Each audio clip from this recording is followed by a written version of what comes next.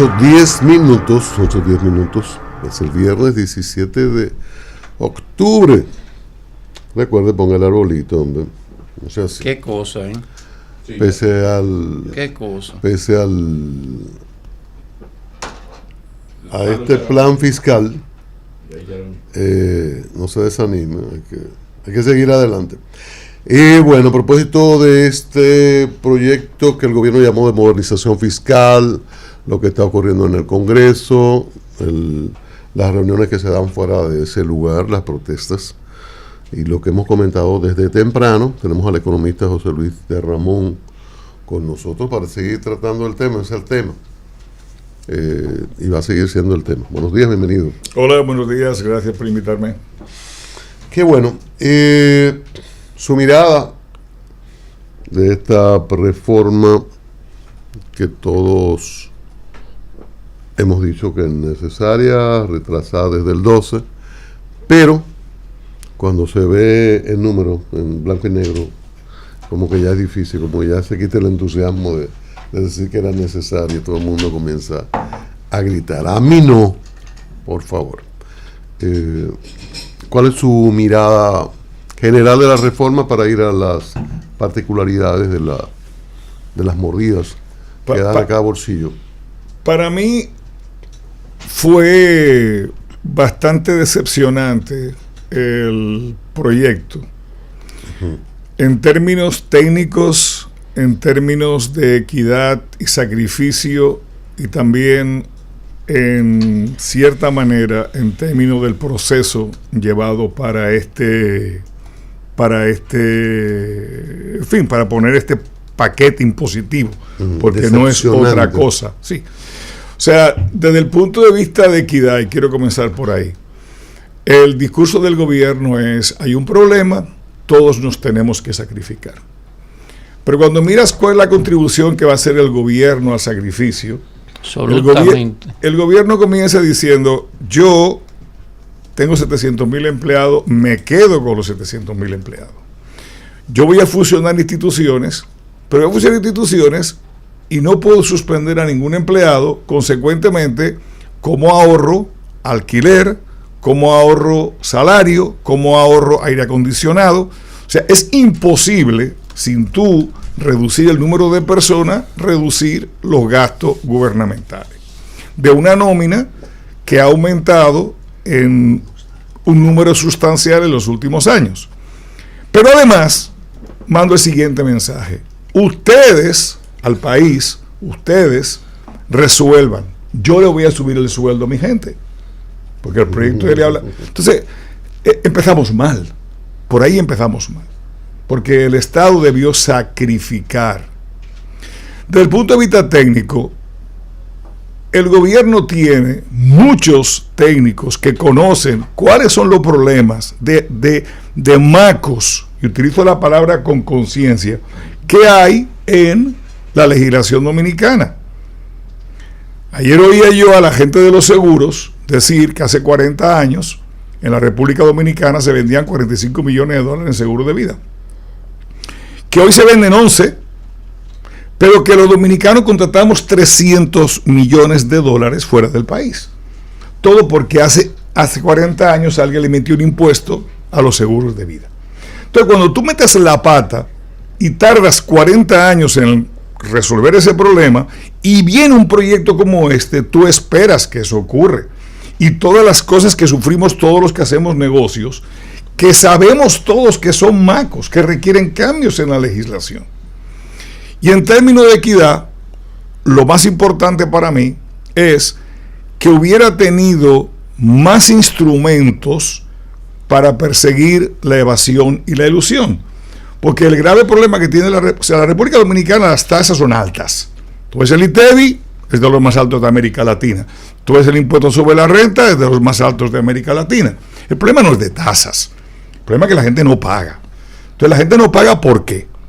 La gente no paga porque, por una razón muy simple, porque puede no pagar. Puede no pagar.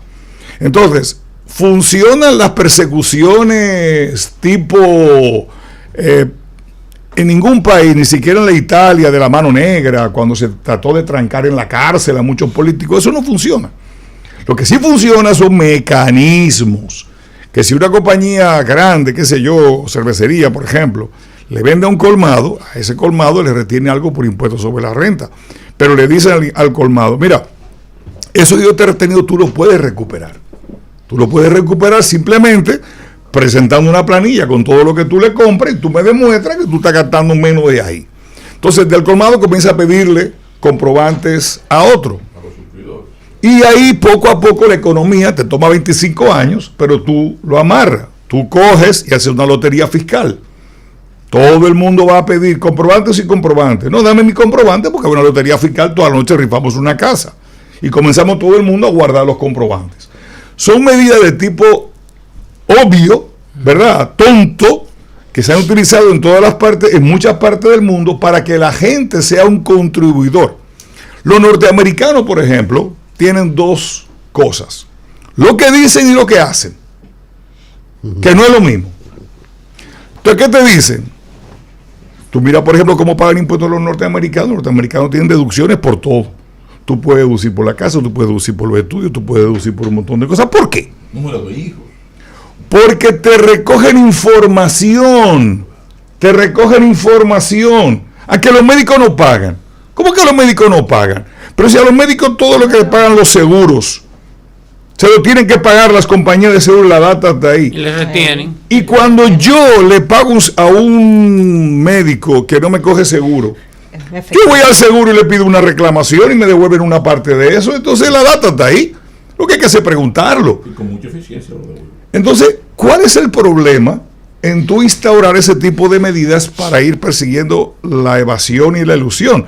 El error no ha sido la tentación del ITEVIS. Es lo que yo digo. Como que es tan fácil jugarse con el ITEVIS y tan seguro esa recaudación. Y no hay que molestar sectores ni educar a nadie. Exacto. Miren, Quizás anda por ahí la cosa. sí, pero hay que tener cuidado con eso, porque en la República Dominicana el 50% de la economía es informal. ¿Qué significa eso? Que por ejemplo, cuando tú subes el salario en la República Dominicana tienes dos escapes, al desempleo y a la evasión. Claro. Tú subes los impuestos en la República Dominicana, tú tienes dos escapes, la reducción del consumo, porque es más caro, o la evasión. Entonces, con una economía que el 50% de la economía está en informalidad, tú vas a tener muchísimas fugas.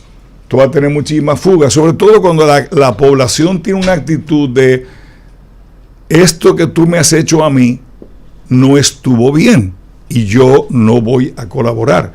Y cuando un país no quiere colaborar, entonces es muy difícil tú lograr metas. Por eso todas las reformas fiscales de la República Dominicana, todas, con excepción de 1990, y de eso hace un rato ya, no han aumentado la presión fiscal. Acabamos cobrando el mismo ratio de impuestos sobre el PIB, independientemente de toda la reforma que hagamos. Entonces, claro, no la buscamos, los dominicanos no la buscamos para no pagar esos impuestos. Y locura es hacer lo mismo y esperar resultados diferentes. Y esta podría tener un efecto en ese sentido también. Ahora, hay muchos mangos bajitos que son la gente. ¿Quiénes son? Los empleados, que no se pueden escapar, los que tienen certificado de depósito, que no tienen suficiente dinero para abrir una cuenta de los Estados Unidos, que eso no se pueden escapar. Entonces estamos cazando en el zoológico, estamos pescando en la pecera. Sectores determinantes, ejemplo. sectores determinantes de la economía dominicana, bueno, pues tienen sus excepciones, sus exenciones, y esto pues se entiende que hay una proporción considerable de recursos ahí que el gobierno las mantiene ahí, esas exenciones. Pero también usted hace referencia a esa informalidad. ¿Por qué los gobiernos que hemos tenido no han podido, digamos, disminuir esa informalidad ni entrarle a esas exenciones de los sectores poderosos de República Dominicana? Mira, vamos a hablar de las exenciones para empezar, ¿ok? Aquí se le quita en este proyecto de ley la exención de la minería, el turismo, la industria, en fin, a todo el mundo, ¿ok? Todo el mundo. Mi pregunta es, cuando a mí la gente me pregunta, ¿es correcta que le quiten, por ejemplo, a un parque de zona franca, que le quiten las exenciones? Mi respuesta es, no lo sé. Yo no lo sé. Ahora, yo sé cómo determinar si es correcto o incorrecto. Yeah. Yo cojo la data de Costa Rica, veo cuánto cuesta un alquiler de nave en Costa Rica, cuándo paga de luz en Costa Rica. O sea, ¿qué haría que una empresa, en vez de venir a la República Dominicana, se vaya a Costa Rica? Yo me imagino que, y lo voy a decir irónicamente, que entre los 712,000 empleados que tiene el gobierno, alguno habrá que habrá podido recopilar esa información y no la podrá dar. Y decir, miren, si es que en República Dominicana hay espacio para cobrar impuestos, porque miren lo caro que es Costa Rica, miren lo caro que es México, miren lo caro que... Y ahí pues te tienen razón. Lo mismo con el turismo. Miren, esta gente tiene un incentivo hace muchísimo tiempo. Pero fíjense, ya México le quitó los incentivos, fulano le quitó los incentivos, y esto es lo que ha pasado. Soporta esto. Y esto se llama un estudio de impacto. ¿Dónde están los estudios de impacto? Si aquí tomamos decisiones en función de las opiniones, y las opiniones son como los ombligos. Todos tenemos una. Opiniones. Y muchas veces esas opiniones están motivadas por el interés económico que yo defiendo o el mío propio. O sea, yo quiero decirle a ustedes que sería fundamental, yo soy consultor, y si ya saca una ley mañana donde los consultores nos exoneran de todos los impuestos, me van a ver en primera fila a mí diciendo que qué buena es esa ley. ¿Por qué? Porque me conviene a mí. Entonces, lo que tenemos que dejarnos es de bobadas. La República Dominicana es un país de ingreso medio que ha crecido. Este no es el país. La República Dominicana no es la República del año 1990, del año 2000. Esto es otra cosa. Y tenemos que empezar a creernos que esto es otra cosa. Que somos un país que ya no somos el país atrasado que había hace 30, 40 años. Hagamos las cosas como se hacen las cosas. Yo sé que estás tienes mucho respeto del sector privado y del sector oficial. En ningún momento, por ejemplo, a ti se te ha consultado, mira, tenemos este problema, tenemos que hacer esta reforma fiscal dentro de 6 meses, 1 año, cuando sea. Podríamos conversar, hazme un modelo. Tú, por ejemplo, manejas la información de si se hizo o no se hizo algo brillante que has planteado aquí, el estudio de impacto. O sea, las excepciones no es quitarla por quitarla. Tú acabas de decir algo no, a mí no le han consultado a nadie. ¿Cómo? O sea, realmente, de la forma que se ha construido esto, ni dentro del gobierno han habido consultas. Esto se ha manejado dentro de las autoridades fiscales y el Palacio, y porque no han hablado con absolutamente nadie. O sea, a ver, un ministro se reúne constantemente. O sea, el ministro de Industria, el ministro de Hacienda, constantemente se reúnen con la gente de su sector y discuten cosas. O sea, eso pasa siempre. Pero una discusión formal, técnica, de cuál es la vuelta que le podemos dar a esto. Mira, por ejemplo, el 1%, una tontería. El 1%, que es el impuesto a los activos mínimo. Un hotel o un mall tienen características muy diferentes a las que tiene cualquier otro negocio. Y es que esos son negocios que tienen un porcentaje de su inversión que es en inversión fija. O sea, realmente esa gente van a recuperar su dinero en el tiempo. Tienen que empezar a pagar impuestos del año cero.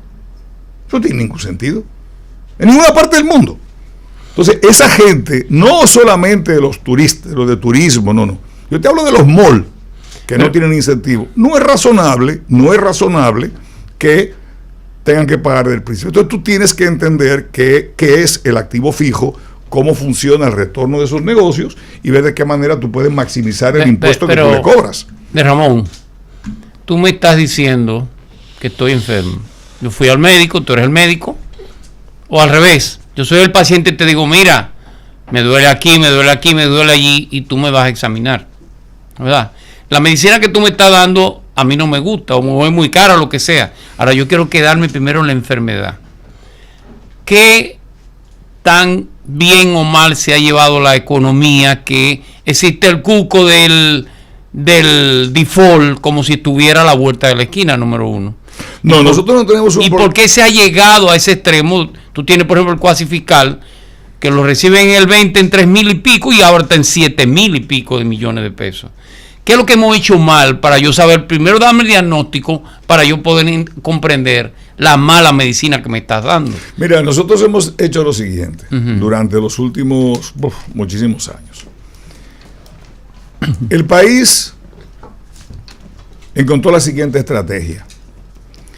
Óyeme, ¿cómo yo logro que la gente pueda comprar carros baratos? Quitándole los impuestos. Oye, no, espérate. Yo te lo voy a explicar. ¿Cómo iba a hacer que la gente compre carro barato? Muy fácil, mira lo que vamos a hacer. Yo voy a agarrar un estado, voy a cobrar impuestos relativamente bajos, pero yo voy a gastar, si yo recojo el 14%, yo voy a gastar el 17, el 18%.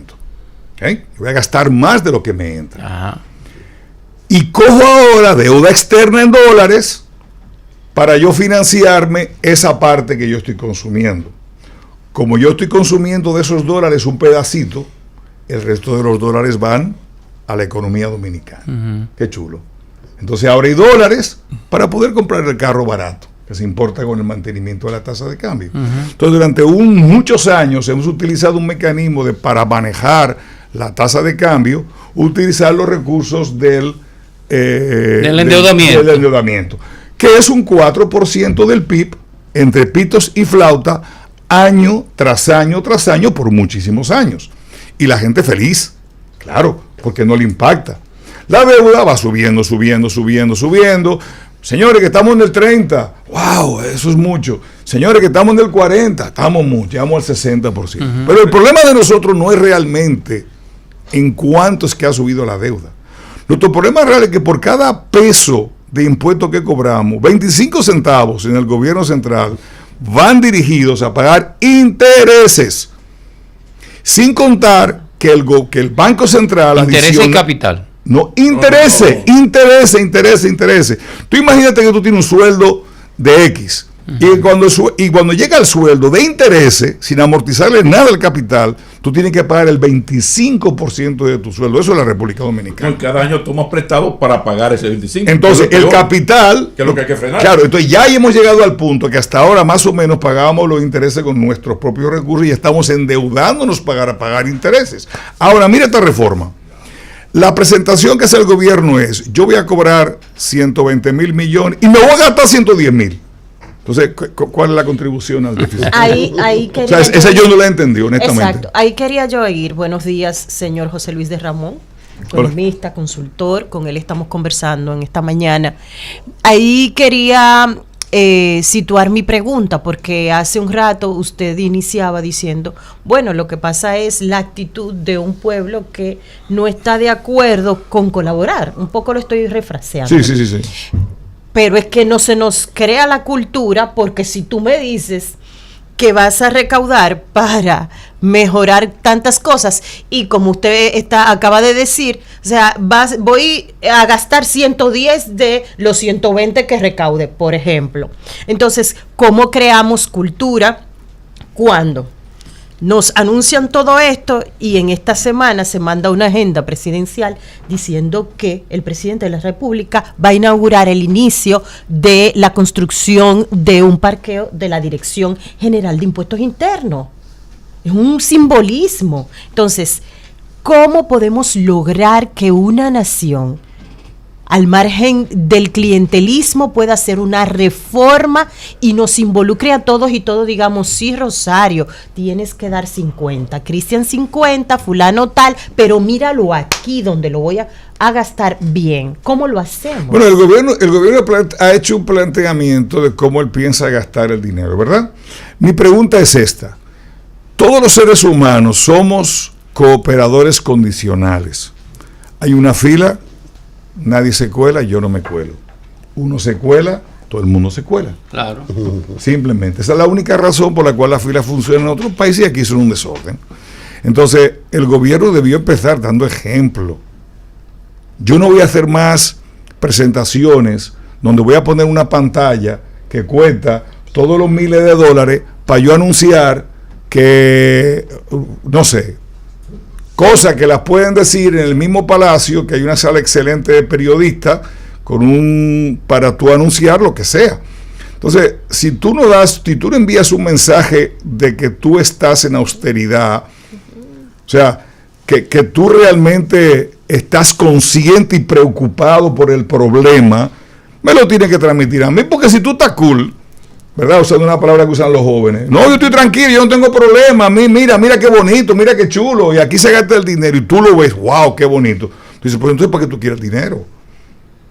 Como tú le dices a un hijo tuyo que no puede tener dinero para salir este fin de semana y te ve a ti que tú te estás tomando una botella del licor más caro. Dice, bueno, pero espérate, aquí hay como un doble estándar. Entonces, en la República Dominicana hay un doble estándar. El embudo nos lo quieren poner a la gente que vamos a pagar los impuestos en la parte estrecha, pero en la parte ancha, no solamente que yo te voy a proteger tu empleo, que te voy a proteger todo lo que tú gastas, es que te va a subir el sueldo. Entonces la gente lo ve y la gente no es tonta. Claro. La gente no es idiota. Soy Luis de Ramón. Y Vamos a hablar de hay que hacer una reforma. Si, bueno, a los consultores de su nivel se le paga y se le paga bien, ¿no? Pero si le preguntara, hay que hacer una reforma. Usted me dice que sí, yo le pregunto, ¿qué haríamos? ¿Cuáles serían esos 5 necesarios pasos para hacer una reforma que ya está aplazada desde hace 12 años y que ya tenemos un nivel de deuda muy peligroso y que los organismos internacionales han enviado advertencias en el sentido de que aguanten el ritmo? Y aunque el gobierno ha estado diciendo yo gasto y gasto bien y tengo ahorro y lo estoy haciendo diferente a los pasados y he mejorado muchas cosas. Pero ¿cuáles serían esos 5 puntos principalísimos para poder arrancar en una reforma? Mira, el primero es 1.5 billones de dólares que gastamos en el subsidio eléctrico. Uh-huh. ¿Por qué hay que regalarle la luz a gente que se instala en los barrios para poner lavanderías para los hoteles, moteles y hospitales? Porque hay que regalarle la luz. Porque la gente pobre ya está instalando aire acondicionado. Pero donde viene el megaconsumo extraordinario de la gente que no paga, es de gente que ha visto que como ahí no se paga. Entonces, para tú tumbar eso, es imposible, óyeme bien, imposible, con propiedad estatal, que las EDES funcionen. ¿Por qué? Porque yo mando una brigada a cortarle la luz a un tipo que no paga y de repente ese señor pasa a tener un nuevo cliente. Ya no es la EDES, es la brigada. La brigada la que va, le reconecta al contador, el que sí o qué. Y eso, tenemos una cultura de ese tipo. Entonces tiene que venir alguien que no le importe votar, trancar, en fin, al tipo de la brigada, para que entonces comencemos a cobrar la luz, que tenga la información. Y eso cuesta una inversión muy grande. Pero ¿qué es lo que está diciendo? ¿Qué está diciendo el gobierno? Que yo cogí las sedes, aumenté el personal y ahora voy a meterle más dinero a la sede. Yo te digo, como administrador de las sedes, el gobierno ha resultado ser un fracaso. Entonces, ¿qué hacemos? No, buscamos una gente del sector privado. Vamos a poner que es un genio, pero va a durar 15 días. 15 días va a durar. Y después que se vaya, ¿qué va a pasar? Porque esto no depende. Entonces, ese dinero que estamos cogiendo de la reforma fiscal para capitalizar el sector eléctrico, hagamos una alianza público-privada. Eso antes se llamaba capitalización. Eso es lo que hicimos con Ejejaina, Ejejid, Molinos, Tabacalera. Eso fue lo que hicimos. Eso lo hicimos ya. Que dio resultados. Bueno, nadie. ¿Usted ha visto a alguien peleando por Ejejid? ¿O alguien peleando por Ejejaina o por Molinos Dominicanos? No. Nadie está peleando por eso, ¿verdad? Salen los periódicos. No. ¿Por qué? Porque funciona. Uh-huh. Funciona. Entonces, eso es lo que habría que hacer primero. Y ahí nos ahorramos 1.5 billones de dólares. Que nos cuesta todos los años ese subsidio. Eso es lo primero. 1.5 no, 1.500 millones de dólares. Eso, billones. Billones 1.500 billones. Billones americanos. Americanos, o sea, 80.000, 90.000 millones de pesos. Okay. Entonces, con 80.000 millones de pesos, eso solamente es casi la reforma entera. Eso es lo primero. Lo primero.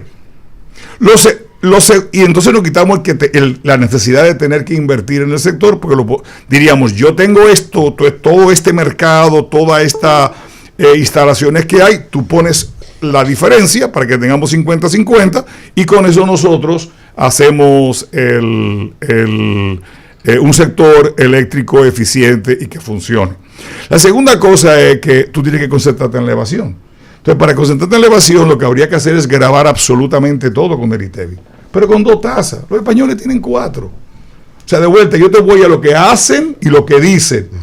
No, que es mejor tener una sola tasa. Sí, eso lo dicen los libros. Pero en España tienen 5. O sea, cuando yo miro la gente que le va bien, o sea, en el turismo en España tienen una tasa más barata. ¿Por qué? Porque el turismo es parte de la columna económica de España y los españoles no son pendejos. Entonces yo no voy a coger un libro de texto, ¿verdad? Porque no llego a más y voy a aplicar una teoría ortodoxa. Óyeme, pongamos diferentes pero a todos los productos, porque lo que yo quiero es agarrar a aquel que me vende una nevera y me la factura como arroz. Exacto. Entonces, eso es lo que yo quiero evitar, cerrar la evasión. ¿Cómo es eso que te factura la nevera como arroz? ¿Cómo es eso? No, claro. si yo traigo, por ejemplo, un furgón de neveras, ¿verdad? Y tú vienes a comprar y yo te facturo arroz para entrar el dinero. Al final se pierde el rastro si era arroz o no era arroz. Cuando todo paga, tú todo tienes que registrar. Claro. Tercero, la autoridad fiscal, aduanas y la Dirección General de Impuestos Internos deberían estar conectadas y debería haber lo que se llama un inventario físico perpetuo. Tú trajiste algo, tú lo tienes que vender. Claro. Entonces, cuando tú lo vendas en la renta, yo lo tengo. El gobierno, la autoridad fiscal, estamos en un momento donde con la computadora podemos hacer lo que nos dé la gana. Para eso hay que fusionarla, ¿o no? No, lo que hay que hacer es compartir información. O sea, claro, cuando yo veo que la autoridad, cuando dicen, ahora, aduanas y la renta eran un equipo multidisciplinario para perseguir a los chinos. Pues usted se acuerda unos meses atrás que salió. Claro. Tú dices, ¿para qué? Para perseguir la evasión. Pero ustedes deberían trabajar siempre juntos. O sea, las cuentas de ustedes deberían estar completamente cruzadas. Pero además de GI tiene el data center más poderoso que tiene este país. Claro. No, pero el que esté conectado con y tú lo sabes. La conexión, sí. No, y está conectado. Y tú no sigues conectado. Óyeme, la información es lo que nos va a nosotros permitir todo eso. No. Después, hay que buscar regímenes simplificados para la gente. Yo tengo un colmado, pero a lo mejor yo tengo 14 colmados. No es lo mismo el que tiene un colmado que el que tiene 14 colmados, ¿verdad? Son 2 empresarios diferentes. Si yo tengo un colmado y me dice, usted tiene que tener una placa, te paga 50,000 pesos de impuestos sobre la renta y usted no paga más. Ahora, si usted cree que 50,000 pesos es mucho, usted puede venir acá y traer una planilla y me demuestra que es menos, y el tipo comienza a pedir comprobante. Porque eso, el que tiene un colmado va a poner su placa ahí, su membrete puesto en el colmado, y ya no va a fuñir más. Pero el que tiene 14 colmados, ese va a empezar a fajarse y llevar contabilidad. ¿Por qué? Porque le conviene, porque él no se gana para pagar. Si tiene caso 50,000 por colmado, dice, no, pero eso es muchísimo, es una barbaridad, yo voy a pagar más que una cadena de supermercados grande. Entonces, tú tienes que buscar maneras creativas de ir tratando al consumidor de una manera amable. Y la otra cosa que tú tienes que hacer es eliminar todos esos absurdos que están en la legislación que impiden y que son irracionales y que llevan al maltrato del contribuyente, a que el contribuyente lo que quiere es salir huyendo. ¿Cómo cuáles? Mira, en la República Dominicana, yo lo calculé el otro día, para tú llevar contabilidad organizada, tú tienes que tener aproximadamente un gasto mensual de $1,200, $1,300 entre el contador, sí, claro, el tipo que lo lleva, para llevarte eso. Si tú te atrasas el día 10 y tú no pagaste el día 10, tú tienes una multa de 25%. Así es. Automática. ¿Cuál es el sentido de tú tener esa multa del 25%? ¿Cuál es el sentido? Nadie se va a financiar contigo. Entonces, si tú tuvieras un sistema donde la gente tuviera que hacer pagos regulares, automáticos, sin tener que calcular cuánto, y ir presentándote los documentos, pero sin esa angustia, la gente tendría una capacidad de cumplimiento mayor, porque no todo el mundo puede contratar a un contador que se siente ahí y a un experto fiscal que le llene los formularios. Entonces, hay que buscar la forma de hacer al contribuyente, a alguien que no tenga que sufrir en el proceso. Ahora, José Luis de Ramón, mire, uno ha hablado a profundidad con Magín Díaz más de una vez con Andy Dauager más de una vez y ahora estamos conversando con José Luis de Ramón. Y estamos escuchando cosas tan lógicas. Entonces, pero no sería posible ahora que hay esto está como medio trancado, el juego está medio trancado. No habría la posibilidad, que ya habló todo el mundo, los sectores opinaron, vistas públicas, muy bien. No es esta la oportunidad de que personas del nivel de un José Luis de Ramón, de un Andy Dauager, de un Magín Díaz, y quizás 2 o 3 que yo no he entrevistado, entonces no puedo estar hablando por ellos, pero hacer una especie de petit comité y vamos a sentarnos a repensar esto, porque en 15 minutos José Luis de Ramón ha dado una serie de tips.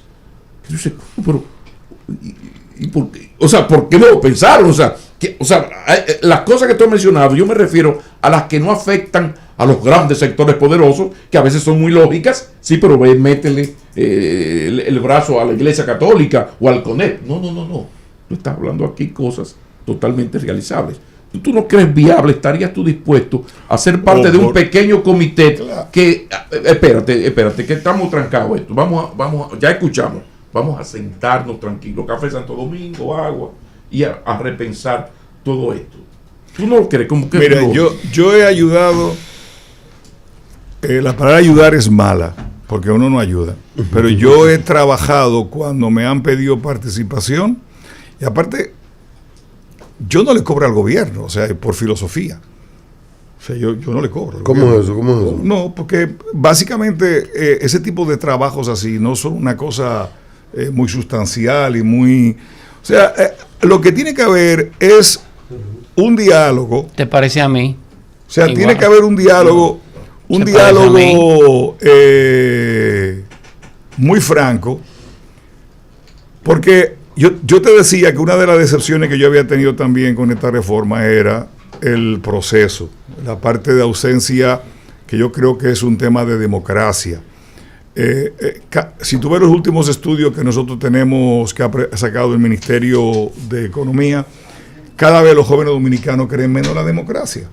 Claro, han tenido siempre democracia, no se dan cuenta. Es como cuando respiramos, que no le damos cuenta de lo bueno que es el aire. Así se lo meten en la cabeza bajo el agua para que tú veas. Excelente. Daba una noticia de Venezuela. Venezuela estaba muy contenta hasta que se acabó la alegría. Entonces, los procesos tienen que ser democráticos. Y la democracia es una cosa que no se maneja. O sea, tú tienes que manejarla de una manera abierta. ¿Cómo tú mandas al Congreso el proyecto de ley y tú le dices a la gente que se embrujen allá? Dime tú, si a mí me tienen que operar. No, tú no reuniste a los senadores, lo tuyo, no lo reuniste para explicárselo. No, pero o sea, tú ponte a pensar esto. Adelante. Yo me caigo y me tiene que hacer algún trabajo en la cabeza, ¿verdad? Ponemos unos puntos. ¿Qué yo quiero? Yo quiero un médico. Yo no quiero un diputado. ¿Por qué? Porque el diputado puede ser de cualquier profesión o no tener profesión, porque es un representante del pueblo, puede ser una persona sin ninguna educación y tiene el derecho, y es correcto elegirlo como diputado si su gente lo quiere elegir. Pero esa gente no pueden determinar si es competitivo o no es competitivo el sector seguros, o si el sector seguros internacional tiene un 5% de ganancia más de la que le hemos calculado, porque es una locura plantear ese problema a ellos. Y son problemas técnicos. Entonces eso se discute a nivel técnico. La República Dominicana tiene hoy en día, yo decía que no estamos en la economía dominicana de hace 50 años atrás, en el Ministerio de Hacienda, en el Ministerio de Economía, hay una cantidad de gente con PhD en economía, con gente que ha estudiado fuera problemas financieros, hay una dirección de presupuesto, está llena de técnicos buenos. Junta a esa gente, invita a la gente del sector privado, ten mesa de trabajo, discute y por lo menos llega a una visión de futuro de país de cómo debería ser la fiscalía dominicana para el progreso. Porque hacer una fiscalía dominicana para resolver los gastos... Yo te voy a poner un ejemplo para que tú lo entiendas. Yo quisiera que le preguntara al gobernador del Banco Central, que tiene que bregar con la estabilidad de la moneda, con la tasa de interés. ¿Qué va a significar cuando la gente, en vez de tener que pagar el 10% de intereses, tengan que pagar el 27%? Y Miami está 2 horas. No, que los Estados Unidos son el paraíso fiscal más grande del mundo. Del mundo, claro. En los Estados Unidos un extranjero no paga impuestos por los intereses, no paga impuestos por la ganancia de capital y solo paga impuestos por los dividendos. Entonces, si a mí aquí me matan impuestos y yo voy donde el amigo tal que tiene una casa de cambio, le entrego los pesos, me lo manda a los Estados Unidos y yo lo invierto, óyeme, ¿para qué yo no voy a ser bobo? Entonces tú me tienes que subir la tasa de interés si quieres que me quede aquí. Me sube la tasa de interés, tiene que subirse a los sectores productivos. Claro. ¿Qué va a hacer el gobernador si tiene un problema de ese tipo? ¿Qué van a hacer los bancos? Entonces son temas que además alcanzan a la macroeconomía severamente. Porque el dinero aquí no lo tienen 300 millones de personas pobres. El dinero aquí se mueve a una velocidad terrible porque está en manos de grupos económicos grandes. Entonces hay que tener sensatez con esas cosas. Hay que entender también que hay una problemática macroeconómica que tú no te la puedes olvidar y por lo menos decir, yo estudié, vi esto, no creo que va a pasar y estos son mis supuestos, ¿qué ustedes opinan? Y tener la humildad de que tú te puedes haber equivocado. Escribiste un libro sobre el comportamiento del consumo, creo que es algo así que... De economía del comportamiento. Economía del comportamiento y la felicidad y el dinero. Sí. Explícame, digo, es un axioma, ¿no? ¿Verdad? Es un capítulo que hay en el libro. Hacen esquina. Explícame, desarróllame eso. No, mira, rápidamente. Nosotros, en economía del comportamiento, es una rama de la economía nueva. Ese es tu libro. Ese es mi libro, sí. Sí. No hay textos, porque ahora que acaba de entrar en las universidades, se daba a nivel de maestría, lo que se estudiaba era directamente paper, que son muy complicados de leer. Yo decidí escribir un libro para que mis alumnos de la universidad tuvieran un libro y que cualquier persona que le pudiera interesar los aspectos de psicología que hay en la decisión del consumidor real, o sea, no cómo se debe de comportar, sino cómo se comporta realmente, ¿ok?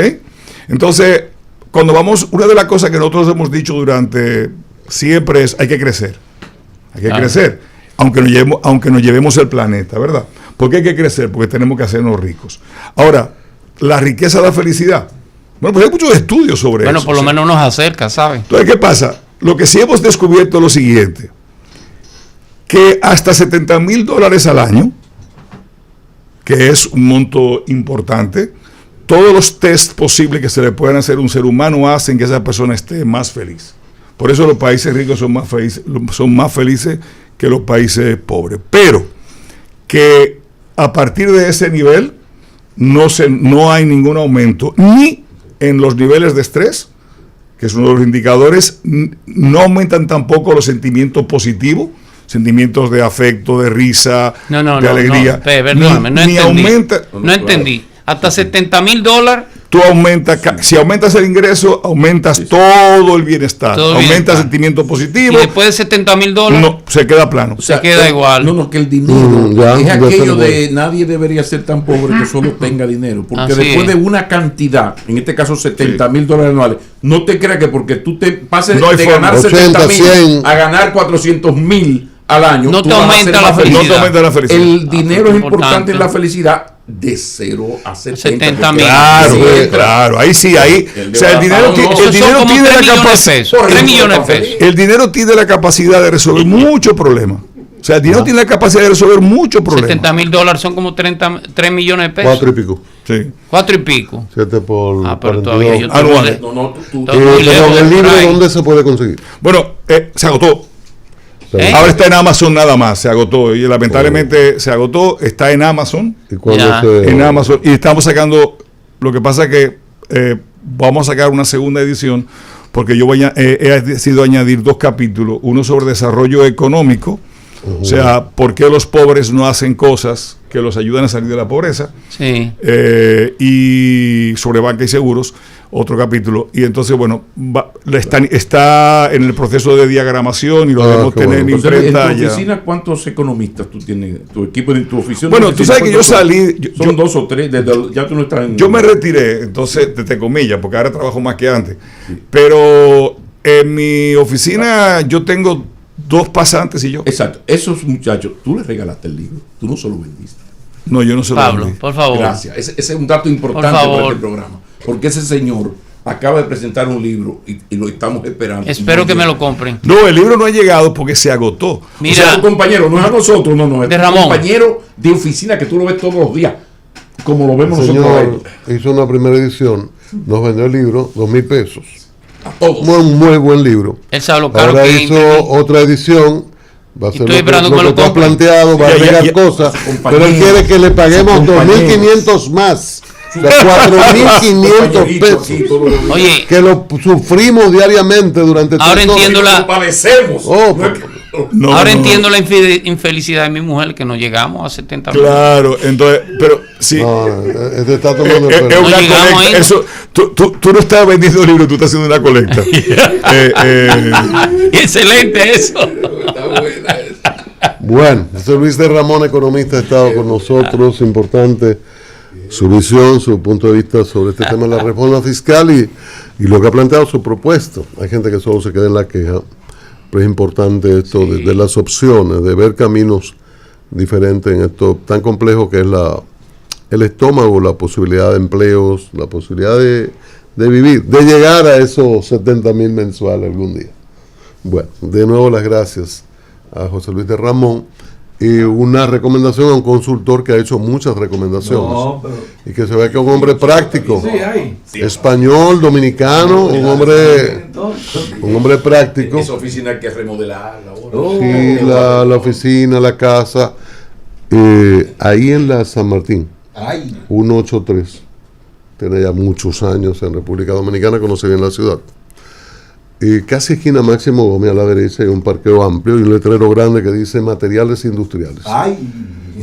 Equipos y herramientas de la mejor calidad, certificación internacional.